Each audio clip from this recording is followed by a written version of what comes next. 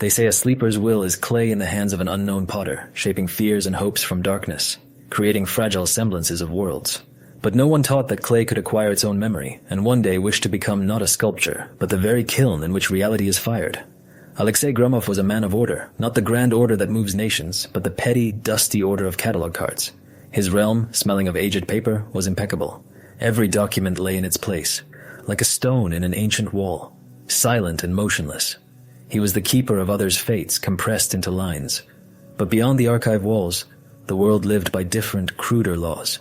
And in that world, Gromov was a nobody, a shadow gliding along walls. This knowledge was a constant ache. Only in one place was the balance of power disrupted, in his dreams. There, he was not a keeper. There, he was a creator. This gift, however, was not bestowed from above. It was forged by years of humiliation, tempered like steel in ice-cold water. Every sidelong glance, every condescending word from his boss, every reflection of himself in a shop window, a small, stooped man in an absurd coat, all fueled his nightly kiln. By day, he was a nobody, and this nobody accumulated within him like poison in a blade's iron. At night, the blade found its target. At first it was blind, instinctive revenge. He would dream of his boss, Zavyalov, a hulking man with a voice like grinding millstones, and the dream world would bend to Gromov's silent will. Zavyalov, so confident and loud in reality, became clumsy in dreams, losing balance on level ground, his words crumbling to dust before reaching anyone's ears. Gromov would wake with a taste of bitter satisfaction, which would melt away by midday, leaving only the familiar grayness. The catalyst was a folder, a single personal file that Zavyalov carelessly tossed onto Gromov's desk, scattering a meticulously arranged row of cards. "Still digging through your papers, Gromov?" he rumbled. "Life's passing you by while you count dust. Find me Sidorin's file from 72. Urgent." Gromov silently collected the cards. He knew Sidorin's file was in the third cabinet, fifth shelf, seventh from the left. But Zavyalov didn't let him take a step. "Never mind, I'll do it myself. Can't wait for you." He strode to the shelves, roughly pulled out several folders, didn't find the one he needed, and shoved them back haphazardly, disrupting centuries of order. For Zavyalov, it was a moment. For Gromov, it was a desecration of a sanctuary. "That's your problem, Alexei," the boss said instructively, still without finding the file. "You see the trees, but not the forest. You're a petty man." These words, heavy as hammers, drove the final nails into his patience. That night, the dream was different. It was clear and cold, like a winter morning. Gromov stood in the middle of his archive, but it wasn't the real archive. It was its archetype, the very idea of an archive. And in the center stood Zavyalov, enormous and alien. He was drinking tea from his favorite cup with a golden rim. Gromov looked at the cup. He didn't wish to break it. That would be too crude. He focused his will, fine as an engraver's needle, on its surface. And he drew an invisible line across it. A crack. Hairline thin, running from the rim downwards. He didn't know why he was doing it. Simply because he could. Because here, he established the order. The next morning, passing his boss's office, Gromov froze. Zavyalov's cup stood on the desk. And from the golden rim, a thin, dark line of a crack ran down. Gromov's heart skipped a beat, then began to beat steadily and coldly. It was not a coincidence. It was a sign. The clay had acquired memory. The kiln had begun to fire reality. He felt not joy, but the icy calm of omnipotence. All day he moved as if in a dream, but a different one now, a real one. He looked at people, at their hurried movements, at their loud, empty conversations, and saw in them only raw material, figures awaiting their creator. The humiliation over the folder demanded a response. Not crude, not overt. It demanded the restoration of order. His order. That night he re-entered his dream. This time, he didn't summon Zavyalov's image. He worked directly with the matter. He envisioned the boss's desk in his office. There it was, made of dark wood, piled with papers. Among them was an important quarterly report that Zavyalov was supposed to submit the next morning. Gromov didn't tear it or burn it. That would be barbarism. He acted like an archivist. With invisible fingers, he took this report, this stack of papers fastened with a shining staple, and mentally relocated it.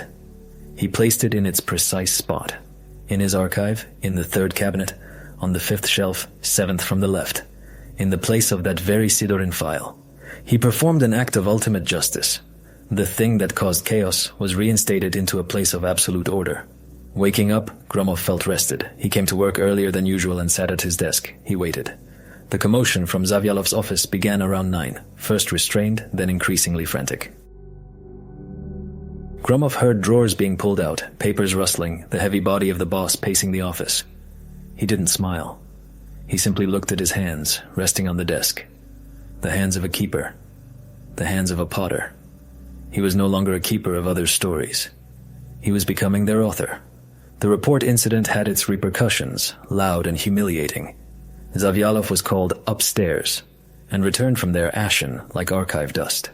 Gromov heard snippets of phrases through the wall. Negligence. Undermining discipline. Final warning.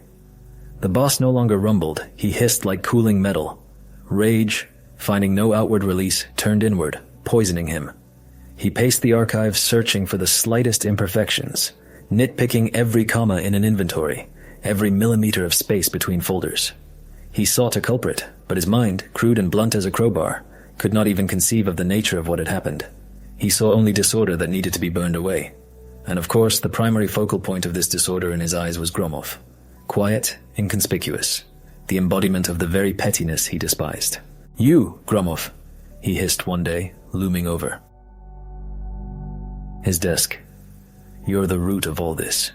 You sit here like a spider in its web, and work grinds to a halt. Because of people like you, everything collapses." He didn't shout. He spoke quietly, and that silence was more terrifying than any scream. For Gromov, it was a revelation. He suddenly saw Zavyalov not as a persecutor, but as a blind mechanism, out of sync. Like a clock striking out of time, shaking the entire house. Such a mechanism isn't punished. It's fixed. Or stopped. That night, Gromov did not recreate the archive. He conjured from the darkness an empty, resonant space like the inside of a bell. In this space there were no things, only essences. He did not summon Zavyalov's image. He mentally requested his personal file, not the cardboard folder kept in the cabinet, but the primordial scroll on which the laws of his being were inscribed. And the scroll appeared. He unrolled it in the void. These were not letters, but blueprints, diagrams, intertwining lines, resembling riverbeds or the root system of an ancient tree. He saw everything, the structure of bones, like a load-bearing arch, the path of blood through vessels, similar to the flow of subterranean waters. And in the center, like a core, like the main node, pulsed his engine. Gromov saw Zavyalov's heart. It was not an organ of flesh. On the diagram, it looked like a complex clockwork mechanism with a heavy pendulum that swung with a deafening, strained thrum. Each beat resonated with a tremor throughout the scroll. It was a crude, yet powerful mechanism designed for simple work, to pump blood, fuel anger, sustain life. Gromov studied it with the cold curiosity of a craftsman who had found a flaw in another's work. He saw the main valve, responsible for the rhythm. Simple, reliable, but excessively tight. It was this that created the excessive pressure, the blind force that shook the world around it. Gromov did not break it. He merely extended his thought, fine and sharp as a needle, and touched the spring that regulated the tension. He did not loosen it. On the contrary, he tightened it by one more turn, just slightly. Enough so that in the hitherto perfect rhythm, beat, push, a tiny, almost imperceptible pause appeared, a hitch. As if a clockmaker adjusting the pendulum had inadvertently left a speck of dust inside. Beat, push, pause, beat. Order was restored. Now the mechanism worked by his rules. He rolled up the scroll and released it into the darkness. In the morning, an unaccustomed silence hung over the archive. Neither the boss's footsteps nor his voice could be heard. Gromov worked without lifting his head. He was sorting files from 1912. Other people's lives, other people's tragedies, long since turned into dry lines. Around 10, a strange sound came from beyond the wall, either a cough or a stifled gasp. Then another. Then a dull, heavy thud, as if a sack of papers had fallen to the floor. Alarmed voices were heard, people scurried about. Someone shouted to call an ambulance. Gromov did not rise from his seat. He sat perfectly straight, staring at the yellowed page before him. On it was written, Sidorin Pyotr Ignatyevich, cause of death. Heart rupture. He slowly traced the line with his finger. He felt neither guilt nor triumph. He felt only the deep, all-consuming calm of a completed task. He had eliminated a system error. He had made a correction to a document. He was no longer an author of stories. He had become an editor of reality, excising superfluous paragraphs from it. In the silence that fell after. The body was taken away. He took a new catalog card and, in calligraphic script, wrote the name, Zavyalov. He added the date of birth, the date of death, and placed the card in the drawer. Now everything was in its place. Order was absolute. Zavyalov's death brought neither change nor even a noticeable disruption to the flow of archive life. His place was taken by another man, quiet and nondescript, with a surname Gromov didn't even bother to remember. The new boss feared the old papers and his new subordinate, instinctively sensing a cold, alien power in his stillness. He did not give orders, but timidly made requests, and Gromov fulfilled them with impeccable precision. Now no one disturbed the order, no one dared to move a single card. Gromov's realm became perfect, and in this perfection, a new torment was born. At first, it was an itch, not in his body but in his very perception of the world. Walking down the corridor, he noticed that a painting on the wall was crooked. By 1 degree, no more. Previously, he would have walked past it, but now, this tiny flaw in the geometry of space caused him almost physical pain, as if a needle had pierced his eye. That night, in his dream, he didn't bother creating images. He simply mentally reached out to the corridor wall and straightened the frame. In the morning, the painting hung perfectly. The satisfaction was fleeting and the pain receded, but it left behind an emptiness that was immediately filled by a new anxiety. He began to see flaws everywhere. A creaking floorboard at the far end of the hall, a drop of paint on the windowsill, an uneven stitch on the sleeve of a random passerby's coat. The world turned out to be a monstrously careless manuscript, full of typos, smudges, and clumsy corrections, and he was the only one who saw it, the only one who could fix it. His dreams ceased to be a place of rest or revenge. They transformed into an endless shift in a corrector's workshop. Every night, like a convict, he toiled at correcting reality. He tightened loose screws on the railings of a bridge he never crossed. He altered the trajectory of a raindrop so it would fall precisely into the center of a puddle. He adjusted the timbre of a street vendor's voice, removing unpleasant raspy notes. He worked tirelessly, but the more he corrected, the more imperfections revealed themselves to his gaze. He saw cracks in atoms, logical errors in the laws of gravity, asymmetry in the arrangement of stars. The universe appeared before him as a gigantic, sloppily compiled archive, and it was his duty to bring it to order. He woke up more exhausted than when he went to sleep. The shadows under his eyes grew as deep as the dust on 19th century files. The boundary began to thin.